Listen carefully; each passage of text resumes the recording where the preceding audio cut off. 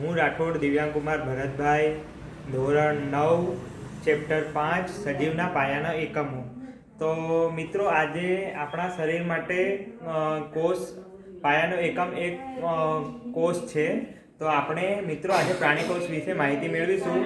તો આ પ્રાણીકોષનો મિત્રો ચાર્ટ છે, અને આ જે આપણને ચાર્ટમાં દેખાય છે આકૃતિ, એને આપણે પ્રાણીકોષ કહીએ છીએ.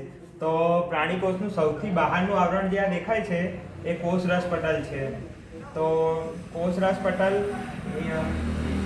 એ કેટલાક દ્રવ્યોને કોષની અંદર પ્રવેશવાની તથા તેની બહાર નીકળવાની મંજૂરી આપે છે.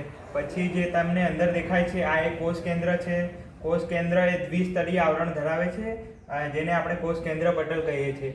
પછી કોષરસ પટલની અંદર ખૂબ મોટો પ્રદેશ આવેલો છે, જેની અંદર કોષરસ ભરેલો હોય છે. જે આ તમને દેખાય છે કોષરસ છે, અને આ કોષરસ એ પ્રવાહી પદાર્થ સ્વરૂપે હોય છે.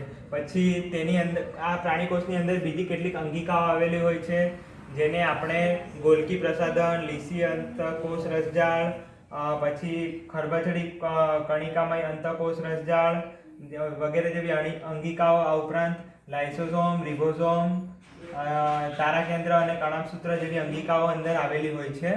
પછી આ કણાભસૂત્ર છે એને આપણે કોષનું પાવર હાઉસ, શક્તિઘર કહેવામાં આવે છે, જેનાથી આપણે જીવવામાં જે રાસાયણિક ઉર્જાની જરૂર પડે છે એ આપણને કણાભસૂત્ર દ્વારા પ્રાપ્ત થાય છે. પછી આ તારાકેન્દ્ર છે જે એ ખાલી પ્રાણીમાં એકલા જોવા મળે છે. તો મિત્રો, આ હતું એક પ્રાણીકોષની આકૃતિ હતી જે મેં તમને સમજાવી. Thank you.